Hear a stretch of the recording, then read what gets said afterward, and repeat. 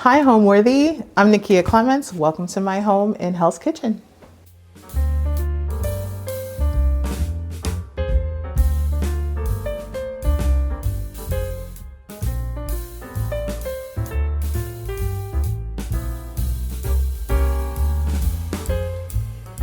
You're watching Homeworthy, where we believe every home has a story. Hi, my name is Nakia Clements. I am an advertising executive specializing in media strategy, and we're here in my living room in Hell's Kitchen, New York City. How I came about finding this apartment is I lived in Harlem for many years. Over a decade, and the building came down with bed bugs. So I had to move very quickly. And what I did to find this apartment is I Googled washer and dryer buildings. This was one of the buildings that came up, and I toured about 5 buildings in 1 week, and I chose this building. And I started out actually in a 1-bedroom that was courtyard facing, a few levels down.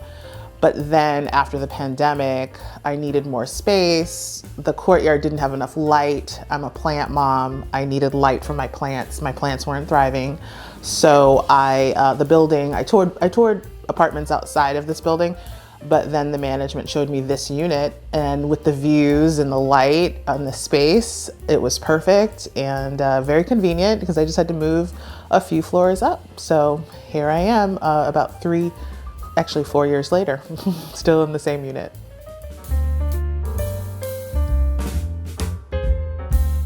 So this is my living room. The centerpiece really of the living room are the floor to ceiling windows in view of Hudson Yards. So what I wanted to do for this room is I didn't want anything competing with the light. I wanted things to absorb and enhance the light. So I was very ruthless about color and the color palette and the furniture that I brought in. I'm a pug mom, proud pug mom. They shed a lot. So the sofa, which is typically your largest part of the room, I knew it had to be leather, but I found at CP2 this beautiful leather couch, and it's great because my dog kind of like lives on the sofa. For the first month I had him, he did not leave the sofa. So it's actually his sofa, and he's very comfortable here. He sleeps here all the time. And so when his little nails like scratch, it's okay because it's just part of the what we call the patina of the leather, I guess. So, and it's beautiful. And I love that it's very neutral and it goes very well with all the pinks. And I just have a little bit of chartreuse with pink accents up here. And I like these pillows here because it's a bit of a barrier to the artwork, which I have a very huge gallery over it. I would say the piece de resistance of my gallery wall here is my Faith Ringgold print. This is a print from her quilted artist series, and it's called The Sunflowers Quilting Bee at Arles. And Van Gogh is here, and it's all these famous Black women, Fannie Lou Hamer, Rosa Parks, surrounded by Van Gogh's sunflowers, and it's really beautiful. And this was a print that was created in the 90s, signed. It was also an artist proof, and I got it at auction for a steal, and spent a lot of money framing it and to protect it. When you get work, you should really get it framed right away to protect the art.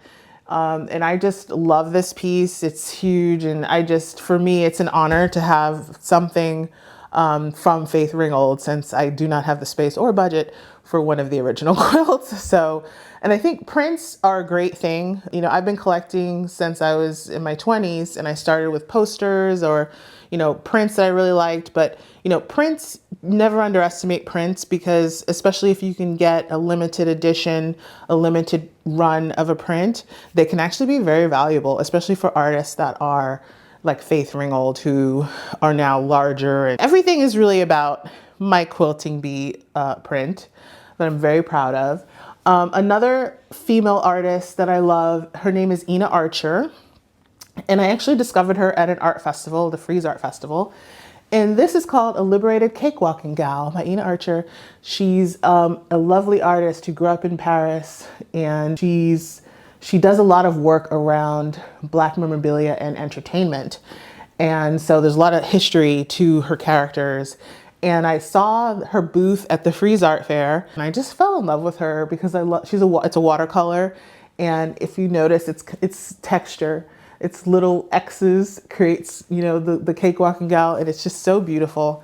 And I bought this for myself for my birthday, and I love it. Also, when you're collecting art, I try to stick to a theme. For me, my thing is I always try to support Black and Latino American artists, because those artists in particular are very undervalued, and there's a lot of, you know, artists that weren't Basquiat. And so maybe there's pieces out there that you can get that are really beautiful and cool that you can't find anywhere else because they were from a particular time. So a great example of that is this piece I have by Rosado, who was a Puerto Rican artist. And I actually bought this print. This is a signed artist proof print as well that I found at an antique store in Brooklyn. I bought it for $20.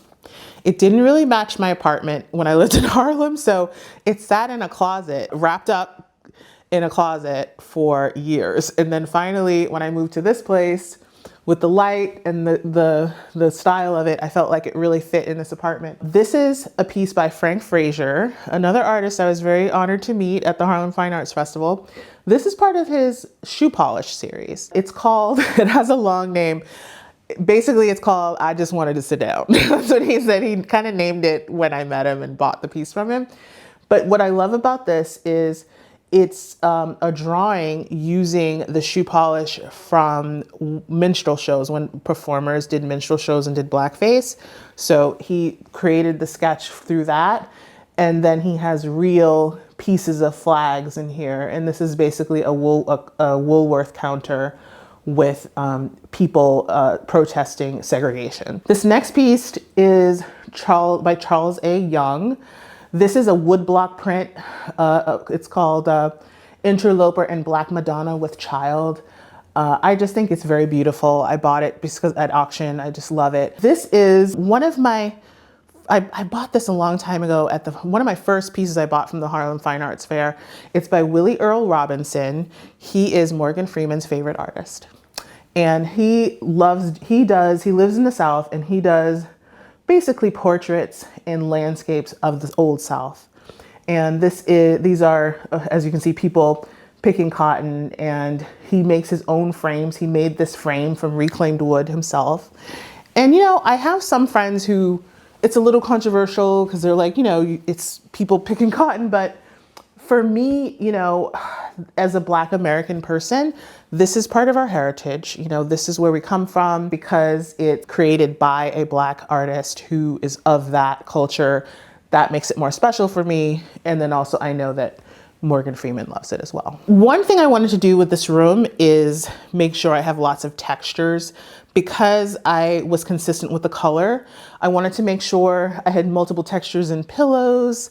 So I have velvet, I have this kind of like burlappy canvas texture, I have furry texture, and I took the same approach with my gallery wall. Really wanted to have a quilted piece, and this piece is by Wendy Kendrick. She's based out of Ohio, and she does exclusively quilted art.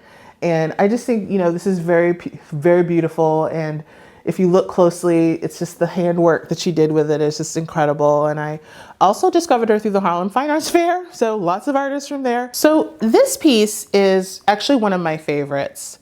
I got this at auction. This is by an Afro-Caribbean artist named Alfredus Williams. It's called A Beauty from the Anamawa Province.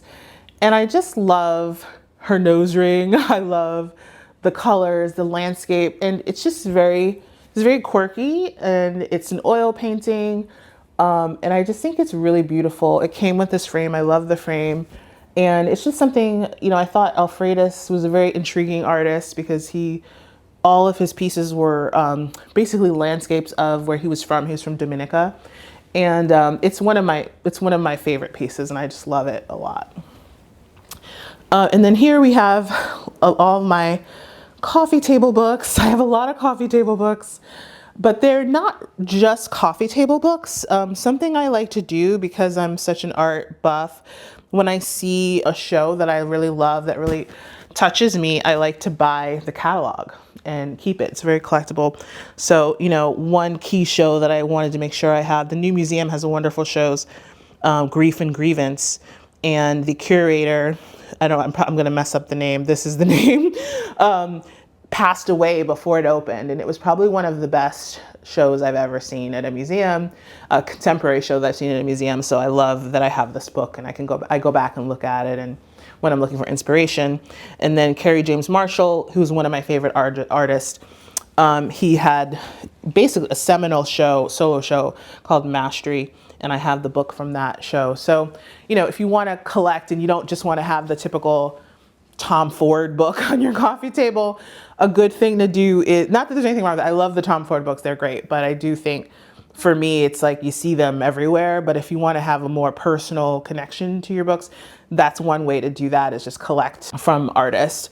I will point out, because I went to Spelman College, Kalita Rawls is my classmate. We were suite mates. She had a wonderful show in Miami at the PAM Museum in Miami, Away with the Tides, and I have the book from that. Super proud of her and wanted to make sure I highlighted that book. So very special to have that book. The biggest challenge for me decorating this space is that I have all this light in these beautiful floor to ceiling windows. However, the kitchen area and half of the room is this dark wood. And I love it. It's beautiful. It's beautifully designed and it's lovely, but I didn't want that to dictate how I furnished and decorated around it. So I became ruthless with color and texture. I wanted to make sure that on this side of the room, which is the living room, so that you have a bigger demarcation of living space, I stuck to, you know, basically acrylic clear, acrylic furniture, and white, and then splashes of blush pink, which sounds a little crazy, but I felt like those were colors that were going to maximize the light. The majority of this room is, I furnished between CB2 and West Elm, but I didn't want it to look like a catalog. So, you know, I kind of mixed it up, and I have the glass table because, you know, I knew I was going to place it by the window. I wanted to have a richness of texture throughout the room so that it doesn't get monotonous with all the colors and it doesn't feel overly pink.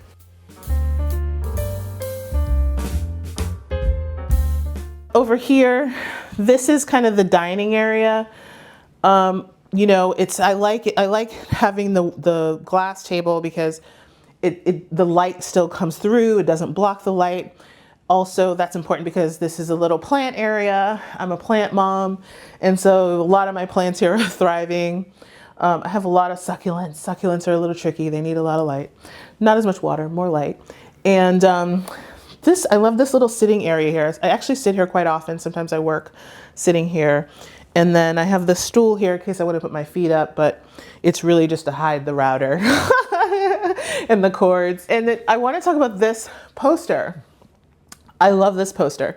So it's a Japanese poster for a blaxploitation film called Cotton Comes to Harlem. It was not a typical blaxploitation film though. It was more of an artistic, sophisticated blaxploitation film because it was directed by Ossie Davis. And this poster, I love it because I wanted to have something, a Harlem reference in this apartment because Harlem is in my heart and I just love Harlem so much. And one trick if you're looking for efficient or, you know, low cost art, check out auctions. I actually got this at auction from Sotheby's. Sometimes, especially if it's like an estate sale of someone that is not famous, you can find little treasures. And so this is kind of one of those finds. There was a British man who had a whole collection of movie posters, vintage movie posters, but his specialty was actually James Bond movie posters. So all of those posters were like $10,000, $50,000, but in the lot was Cotton Comes to Harlem, the Japanese Cotton Comes to Harlem poster. The shipping was almost as much of that, but it was worth it. And it's so beautiful. I love how vibrant it is. And it's just a lot going on. It's like all kinds of women. It's like sexy women, classy women, guns, tough guys, cops, beautiful cars, a Rolls Royce, and then Harlem. And so that's a good trick. Definitely check out auctions. There's lots of deals there. And then this is another Harlem Fine Arts Festival artist that I found. The artist name is and I hope I'm saying it right, Frank Decoux. He actually had a big show over this last summer at Governor's Island in the Arts Center there. But I found this piece and I just love the colors, and it's a swimmer, and I loved just the detail of the figure that he has there with all the different colors, and his pieces are very vibrant and modern and cool and just super interesting. So I was really thoughtful about the lamps. So what I started with though, because I wanted to, again, keep up with the texture and color, I prioritized the lamp shades, and then I bought them separately. I think this one is from probably Anthropologie, but the bases I just searched like Wayfair, or this might even be from Pier 1, to find bases that match, that I thought went well with the lampshade. So they're not in this room. Some of the lamps throughout the apartment are pieced together because I prioritized the style of the lampshade. So another thing though is that I didn't want it to be too pretentious, I wanted to feel cozy and a little whimsical, because I do have a tchotchke collection tendencies. So I like to have little animals, references to animals. So here on my TV stand, which, I have lots of things stored in here, but I have like a little blowfish planter, my duck lamp, and then I have my miniature sheep. There's a French artist whose name I can't recall, who did this famous limited edition sculpture of sheep, life-size sheep. I have a friend who has a reproduction of that, and I just love it, and I don't have the space for the big sheep, so I bought a little sheep, and I think he's so cute. And then here is a little seagull sculpture that I got in Norway. And, Norway, it's very chic, right? So I basically got this at a dollar store, kind of like a very inexpensive store there. And it was like their version of IKEA or something. And it's wood, and I love it because it's so simple, but it literally reminds me of being at the beach and you seeing the seagulls, bending down, eating little shellfish or something. And I think it's so cool, and I love it. And, of course, plants everywhere. I don't have too many things because clutter drives me crazy. I do not like clutter. Everything has a place, but I do like things to feel cozy, and, that helps to filling the space a little bit, and styling things helps the room feel warmer, especially because, I've been so strict about the color. So that's another trick to kind of cozy up a space if you feel like it's getting too modern or too bare. How did I get to New York? I actually was born and raised in Boston, Massachusetts, in the city, in Boston, not from the suburbs. I'm from Dorchester, that's where I'm from. And I went to college in the South. I attended Spelman College. Then I was recruited to work in advertising in my first job in Chicago. And I lived in Chicago for a few years, but my heart was always on the East Coast. There's not a huge advertising industry in Boston. Also, Boston is very small. It's kind of like, it's a city, but it's a small town, and my whole family is there and I know everyone. So I wanted a bigger adventure. And so I got a job in New York City, and this was a while ago, they actually moved me here, and here I am a couple decades later, loving it and never leaving.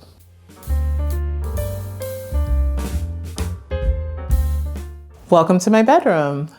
And the inspiration for this room is actually this vase on my dresser. When I was in college, I worked at Pier 1 Imports when they had brick and mortar stores. And I found this vase when I was working there, and I gave it to my grandmother for Christmas because this was the pattern of her bedding and the wallpaper in her bedroom. And it was one of her favorite gifts. I was so proud that I found it. And when she passed away in 2018, I inherited this vase back. So it's very special. So I decided to basically design this whole room inspired from this vase. One of the themes from it is blue and white. My grandmother was obsessed with cobalt blue and white things, blue and white pottery. So there's a lot of chinoiserie pottery that I have to match the pieces. And then my favorite part of this room actually is this peel and stick wallpaper that I put up on this wall behind my bed. And I just think it really pulls the room together. Bedrooms especially, I actually prefer to keep white because I like it to be, for me, it's peaceful and then there's a lot of light. And I'm the kind of person, I'm a crazy person. I actually don't sleep with my blinds down. I like to wake up to the natural light. So, but I felt like this room was a little bit too, because of the shape of it, it was too much. So, and I wanted to make sure, you know, with the views downtown, I wanted to make sure I also had something that would complement that. So, and I'll keep up with the blue and white theme of my grandmother. So this wallpaper is beautiful. It is peel and stick, but I didn't do it myself because peel and stick does not mean easy. Okay. So yeah. And then, I love white furniture, especially in the bedroom. I get this piece. This is actually from Room and Board. I love Room and Board. They're very high quality pieces. In this dresser, it fits a lot of things. So I have a lot of clothes. But actually, when I moved apartments, I moved from downstairs to upstairs, I actually hired movers. And I took everything out and the movers looked through my drawers because they thought it was still filled because it's so heavy. So it's really great. And I recommend Room and Board. And actually, my nightstand is matching as well, but we'll get to that. One thing I want to highlight here too is I have a TV, but I like to have a white TV because it is my bedroom. I go to sleep watching TV, guys. I know it's not popular, but I do that. But I like to have the TV be white so that it feels like it's kind of matches the wall and it's just more peaceful. It's not imposing. And then I have all these trays. Most of these are from Jonathan Adler. Some are little trays that I got from little places that I've been, but most are Jonathan Adler, like this lip tray that I love with a gold tooth. And he has all these very whimsical trays, and I put all my earrings, mostly earrings. I have some bracelets over there, but I have my earrings here because what I love about doing this is that when I'm getting ready, I can see everything, and then I end up wearing more of my jewelry instead of just wearing the same ones every day. So, and then I just think it looks really pretty. And it's just fun to see. Over here in this corner, this is a great chair. I got it on sale at Cost Plus World Market.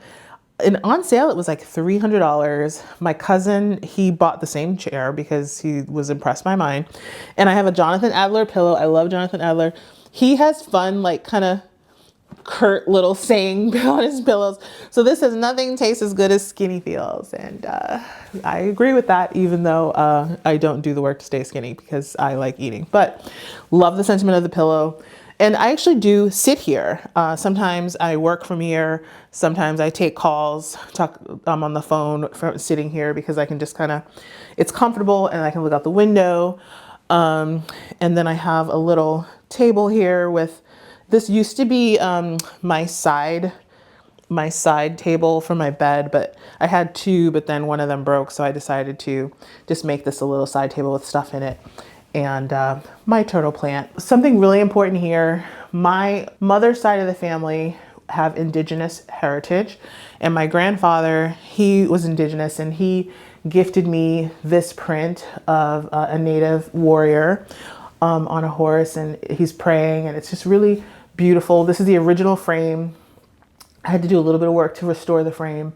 It had a little bit of wear and tear, but he gave me this when I was in high school, and I just love it. And it reminds me of him. And, you know, I just love waking up and seeing it every day. And it's one of those pieces that my grandfather had in his house for a really long time. He had lots of art in his house, and there were certain pieces that everyone wanted. And this is one of the pieces that everyone wanted. And I got it because I was the favorite grandchild. So yeah, but it's very beautiful. I love it. And then these lamps, again, like when I choose lamps, I actually go for the lampshade first.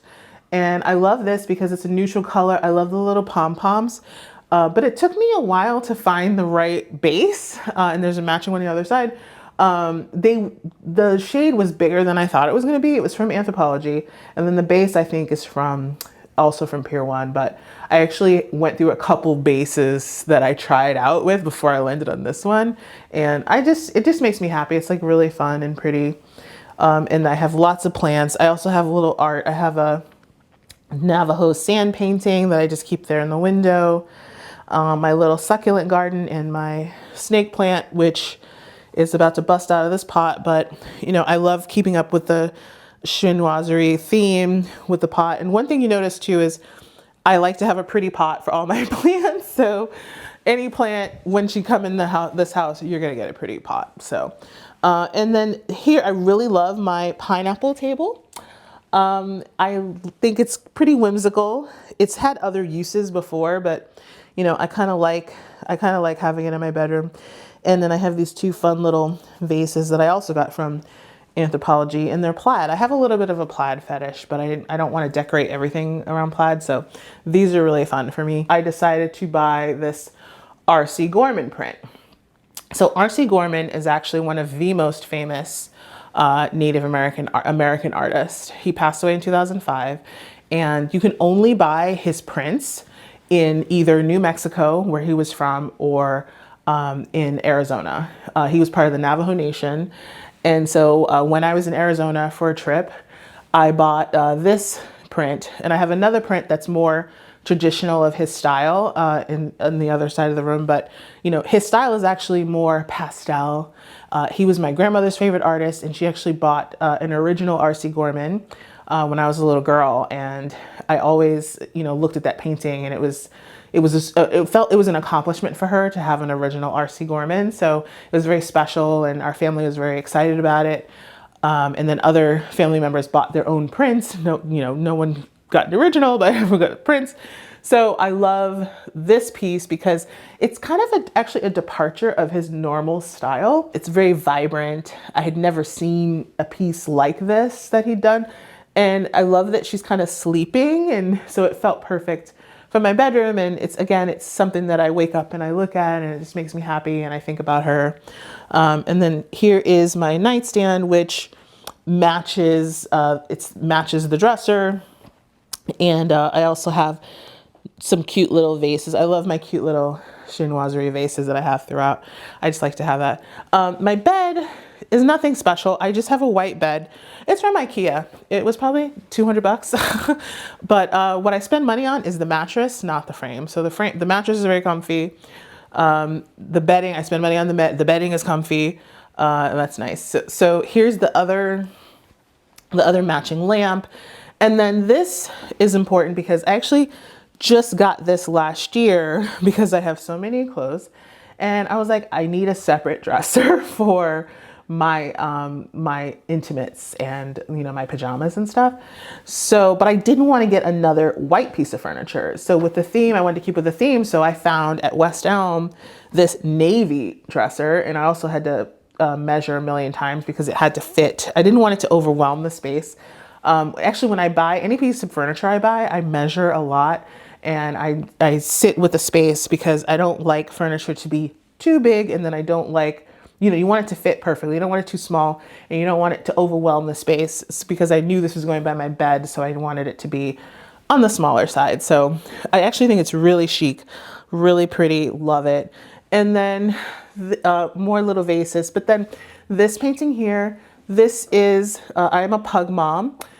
This is my pug, Dominic, who passed away last year. He was 13 and a half, and I was devastated. And one of my friends who used to be my boss, Dorothy, she's an artist and she does paintings. And she sent me this as a gift, and I really love it. And it looks just like him. And when I'm sad and I'm missing him, I just look at this painting and it makes me really happy, and I love it. Dominic, love him so much. So, and then here I have, these two pieces are really cool. So I'm sure you probably have heard of Sheila Bridges. If you follow design, Sheila Bridges created this pattern. This is a toile. I also love toile. I love chinoiserie and I love toile. And this is called Harlem toile. She actually has a collection at Williams-Sonoma. She has a Wedgwood China collection, which I have. And before those collections, a few years ago, maybe 3 or 4 years ago, kind of during the pandemic, she partnered with an online furniture maker, which actually does not exist anymore. I think it was called hey.com or something. And you could get Harlem toile in different pieces. And so I got this bench made with this more neutral Harlem toile. And then I also got this stool made because I wanted pieces that I wanted the color neutral, and I wanted pieces that I could use throughout any room just in case, because in case I change how I want to use it. And I just really love it. Now, these are cleaned off. Normally, these are covered with clothes, but today for you, I cleaned everything off. Just don't look in the closets. And I love Harlem toile. You'll see I have quite a few pieces throughout my apartment with this in various forms, and I just think it's lovely. And it's even more lovely now because I don't think you can get these anymore, so that's cool. I'm really proud of this piece. This is one of my first pieces of art that I bought. I was in my early 20s, and I started out buying posters. And what makes this special is because the artist was a friend of my family, he signed it for me. So that makes it really special. And my aunt went with me to help me pick out the frame, and we did some custom matting, and it elevates it. Even though it's a poster, it elevates it when you could use matting and framing, custom framing, to really elevate your piece. One trick too I like is, when I started out, and I did this, when I started out, I would get everything framed at Michael's. But I would say if you can, I recommend supporting a local customized framer. And now I'm at the point where, I have a framer that I use. They're called Framing on 9th. Ask for Michael. He does a lot of people in this neighborhood. And I love custom framers and small business framers because a lot of times the owners have an expertise. They understand the materials you should be using.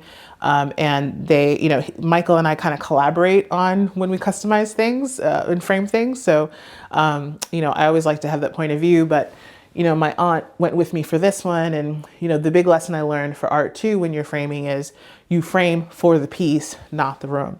So because of that, I do have pieces that worked in my old apartment that I have in storage that aren't here because, you frame for the piece because it's all about accentuating the art. But super proud of this. One of my first pieces of art that I ever bought myself. And she's beautiful. So over here by my closet, you cannot see, is my other R.C. Gorman. And this print, this is more along the lines of the kind of art, his style that he did, with more pastels, more landscapes of New Mexico and Arizona, and indigenous women, a lot more, like less contemporary like the other piece. So, I love this one because this reminds me of my grandmother's original that she had.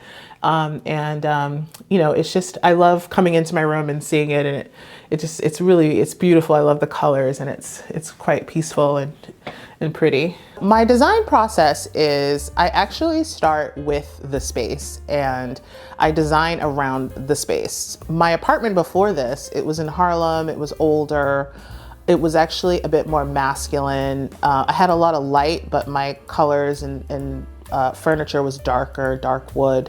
For this unit, because it's so bright, and then also it's a rental, so there's actually a lot of cabinetry that is darker hued, a walnut color that's dominant in the room. So what I wanted to do was make sure I was taking advantage of as much light as possible because I love super bright spaces. And with the views, it's like I wanted to feel like I'm not that high up, but I think when you maximize the light with your furnishings and your decor, you almost feel like you're in the sky enough, right? You don't need to be in the 50th floor, which I don't want to be. So that's scary.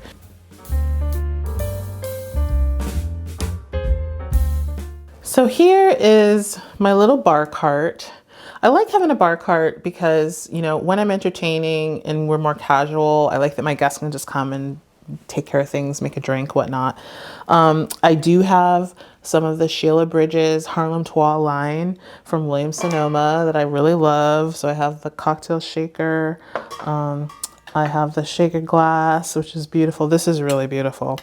And then my favorite really is the ice bucket. I love the ice bucket. It's so pretty. And then I just have like lots of little things. I have some bitters, and I have this replica of The Ideal Bartender by Tom Bullock, who was a Black bartender, and he wrote this book. And then above the bar cart, I have a piece of work this is another one of my favorites that I got at auction. This is by Bill Walker. He was from Chicago and he was a muralist. He didn't do a lot of painting, so I love that I have this painting, and I just love, this is acrylic, and I love the texture of it. It's a woman, and he was from the south side of Chicago. He worked from the south side of Chicago and has many murals all over the Midwest and in Chicago. And it's another one that's kind of quirky and you wonder, what is she thinking? What's happening? And I just love the color structure, the angles, and it's very, very cool. And just kind of like, I like the thought of having a piece of one of his murals. He did a lot of things around revolutionary and Black revolutionary ideas and murals around Black liberation. So love having this piece, this piece of history as part of like my bar cart area. So my process for this apartment, for this unit, was really maximizing light and just making sure I'm not clashing and everything is harmonious and peaceful. I wanted peaceful and also more feminine because my last place was a lot more masculine and utilitarian and a little more quirky and eccentric. And so I wanted to go a little bit more modern with a touch of traditional and just as light and bright as possible.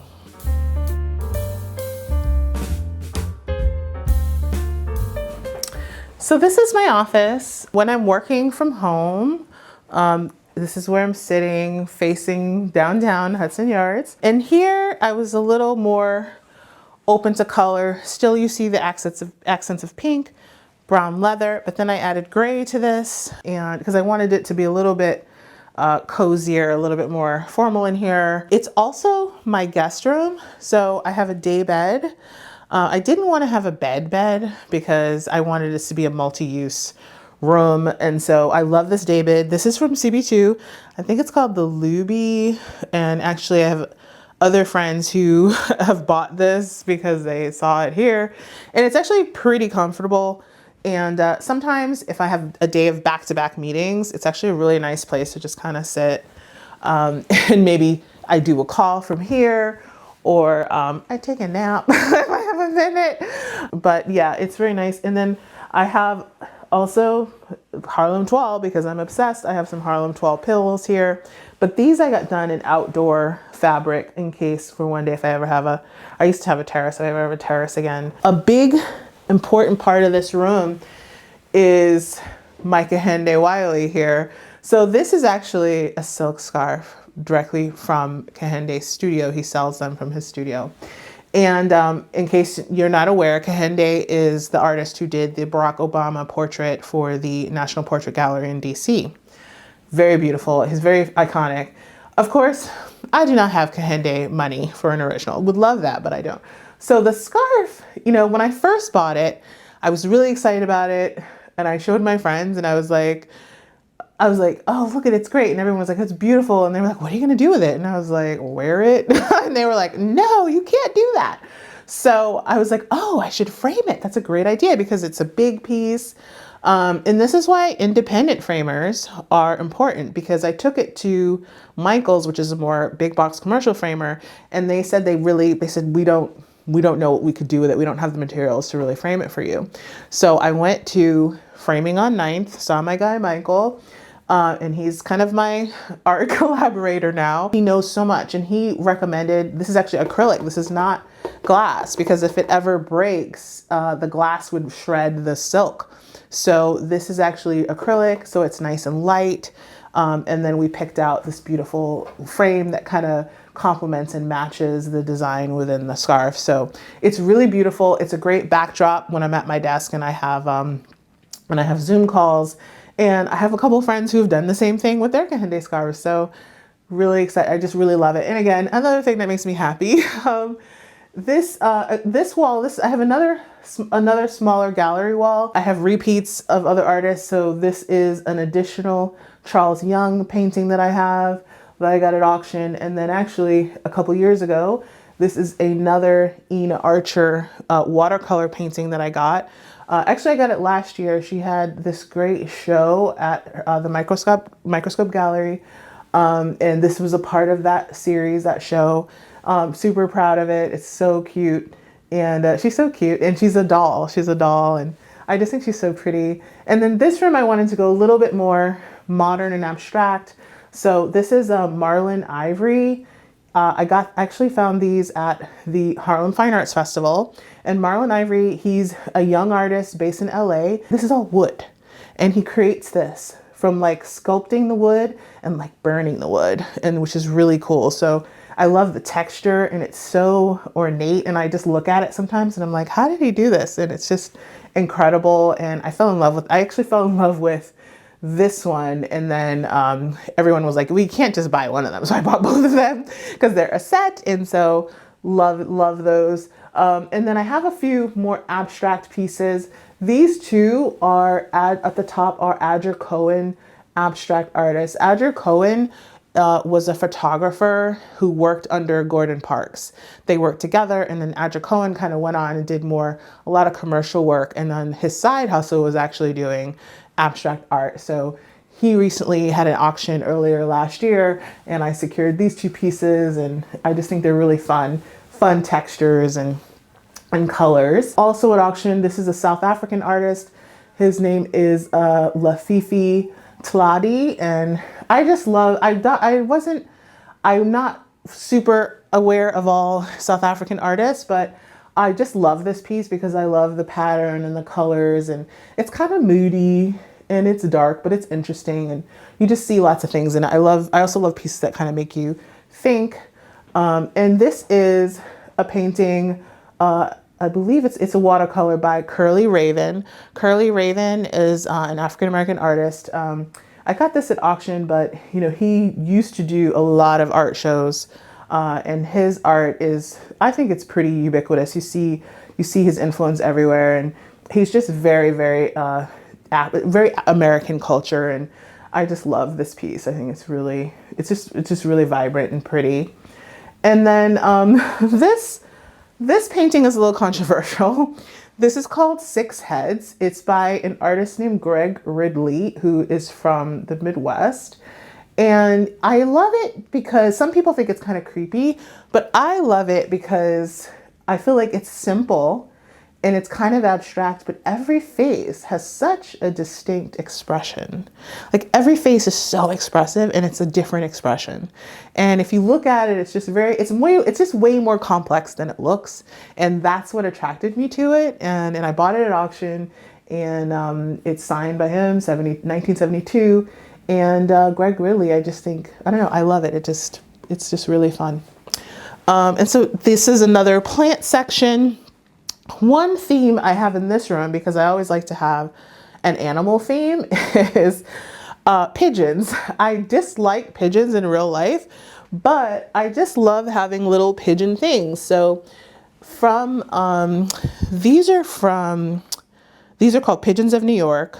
And there's a Harlem pigeon, which is a little watercolor painting. And then, because I used to live in Harlem, and then I have a Manhattan pigeon and a Hell's Kitchen pigeon, because I think all the pigeons have their own little personality. So I think that's fun here with the plants. And then also this is kind of like my lab where I grow my little babies. And then here you could probably, I don't know if you can see, I'll move the chair, but I have these cool little sculptures, pigeon sculptures. They're like bean bags shaped like pigeons. Can you see it?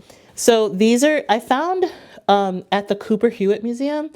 I bought one, and then I found another one online because I wanted him to have a friend. But it's from like a European designer, I think from like Stockholm, Sweden or something. And I just thought it was very clever. I like things that are simple in design, but yet you kind of know what it is. And so I just think it's a fun pigeon. And sometimes people see them and they kind of see the shadow and think they're real, and they're like, oh, they get a little scared, which I think is funny. But yeah, this is my desk. And then here, when I lived in a 1-bedroom, this was actually my desk. And so now that I moved here, and I just had this chair against the desk, and I had the printer up here. So once I got moved into this apartment, I got the matching real desk, and then I kept this as kind of like shelving. And so here is where I keep a lot of like my little collectibles. I have this is another thing. So I went to college in Atlanta, Spelman College, and Outkast performed on campus like every week. And I just remember being like, Outkast again. Oh, they performed so much. And now I feel silly, but one of those times, they both signed this picture for me. So I should get it framed, but for now I have it right here because they're legends. Also here what I have some books, but I have some Black memorabilia. My grandfather, he was an antique dealer, and one of the things he loved collecting was Black memorabilia. So he gave me this thermometer probably when I was in like middle school. This was a gift from him. And then I actually bought this bank. This is I bought it because he used to have a few of these, and then I found one and bought one for myself.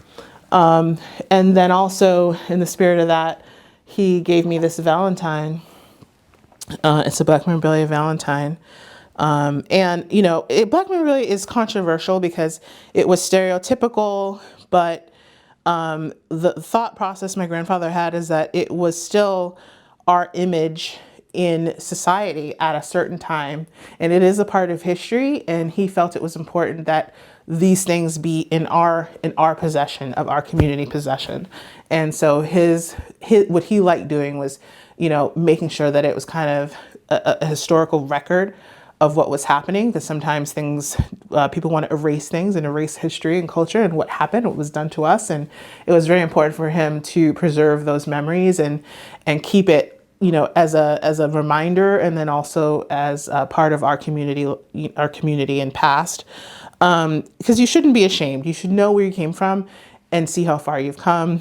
But this is cute. This was a Valentine that he gave me from him in 1995, and I just love seeing that he wrote it to me, and I put it in this nice frame. And then here I have a lot of little games. I have my Nina Chanel Uno card game. Hopefully Mattel issued these a couple years ago.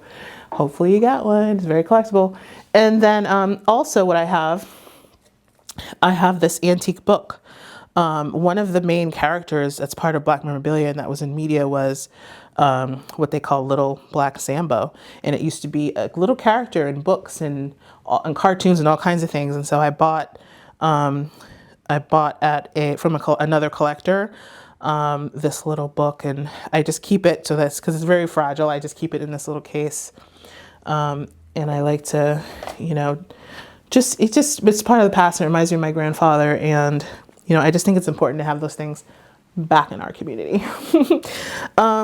Here, this is my fern table, but most importantly, my baby Dom passed away last year.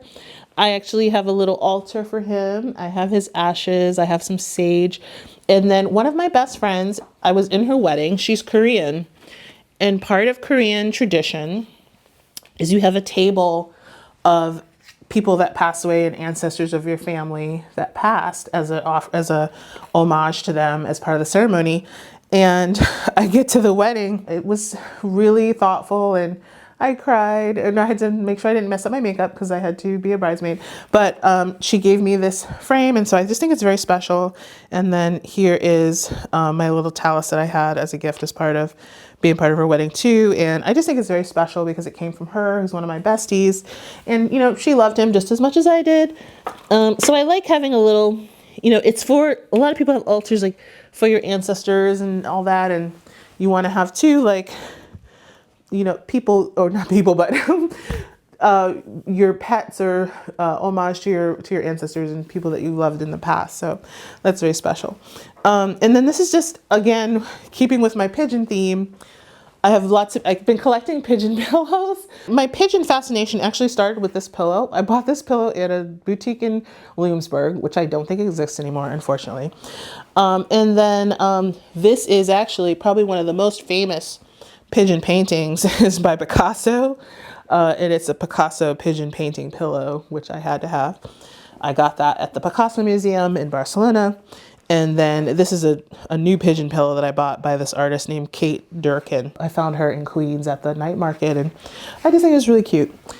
Another artist that I really love that I cannot afford, Carrie James Marshall. So this is a poster, and I'm not kidding. I bought it online from the National Gallery of Art for $17. It was on clearance about 10 years ago. And I tried looking for this poster again. They don't have it anymore, but at the National Gallery of Art, this is actually a huge piece that is reminiscent and inspired by a Renaissance painting that is also huge. So if you go to the National Gallery of Art, this painting is there, and you'll see how large it is. That's why they had the posters. But you know, this used to be in the living room. This is one of my faves, but now that I have the Faith ring old, I had to make room for it. So now it's here, but I love this poster. I love that I got such a deal on it, and I love that you can't really find it. So it's rare and special. And then Kerry James Marshall also did this Vogue cover. And because I'm obsessed with him and can't afford him yet, I framed the Vogue magazine with Mike. Mike did this for me at Framing on 9th. And I just think it's great. And I just like the little spot here, and I just think it's really pretty. And then down here, actually, my bestie whose wedding I was in, she also makes pottery. And she had done some things with a lot of pink, and she had some excess pieces. Although I think maybe she had made this for me, but she gave me this, and I just think it's so pretty. It matches my decor. Her name is Mary. She's getting into pottery, and she's very talented. It's very light and beautiful, and I love it. And I have it here, and sometimes I have little flowers in it, but not today. I just love all the pieces that she gives me, and she can give me a lot more. Another important piece in my office is this, what they call a woodcut by Hale Woodruff. Hale Woodruff is from Illinois. He was a famous artist, iconic artist, and he did a lot of this kind of black and white style that you probably recognize. And he has pieces in museums all over the country. And he also taught art at a lot of HBCUs. Very, very special artist. So this I got at auction. And what I like about it is that it's part of his process, and it's kind of like an artist proof, but it's a woodcut, kind of what he based his, I think he did a lot of wood block painting, what he based it off of. So it's just like, it's operational. It's not really a piece, but, I like to think this is his handwriting, like his little notes on it, and he's working through, creating this lovely piece here, but it's also really beautiful and intricate, and look at the patterns, and it's a wooden house with clapboards and everything, and I just think it's really cool, and I love it. And I just like having a piece of Hale Woodruff. Again, he's another artist who very, very prestigious, very of the era of a certain caliber of artist, and I cannot afford an original now, but I love having this little piece of history of his process, which is cool. Who was my design and art inspiration? I'm going to say it is a mixture of my grandparents. My family, I grew up in a family business. My grandfather was an antique dealer. So I grew up doing antique shows with him and working in his store as a kid. And he had exquisite taste in furniture. He loved furniture. I grew up in a family where everything was old. Everything was an old something or vintage something.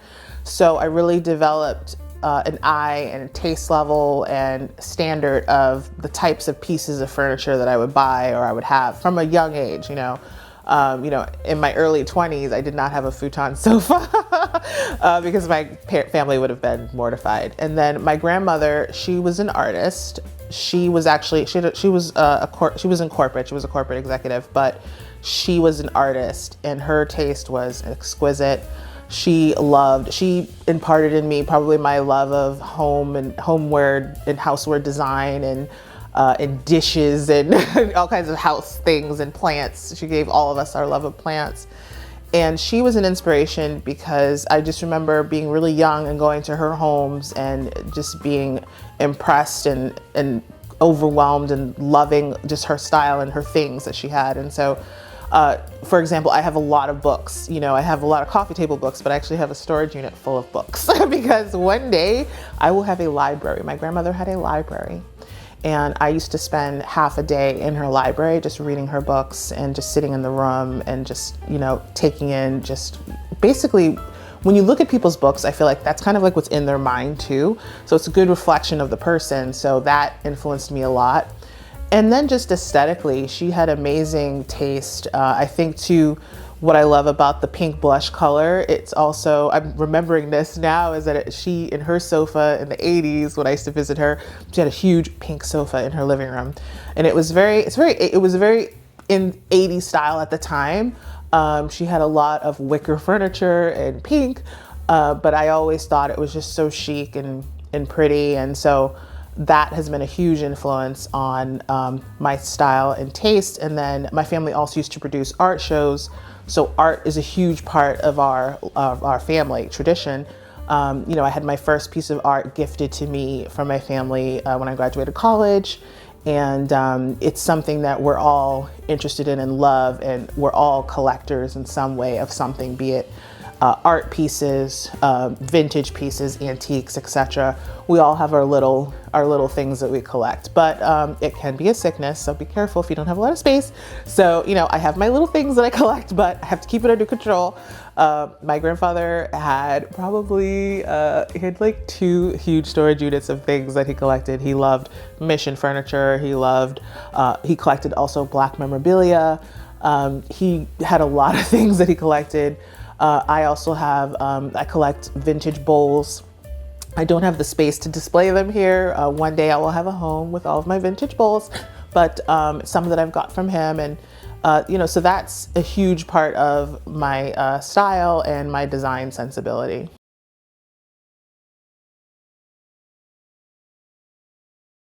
So this is my guest bathroom, and what I really wanted to highlight here was a piece of art that I got in auction. It's by Tom Feelings. It's a sketch of 2 pregnant women in a waiting room. And I felt like it was just perfect for a bathroom because of the colors, and, you know, there's so much emotion in the women's faces. It's like they're anticipating something. It's very cool. And Tom Feelings, he was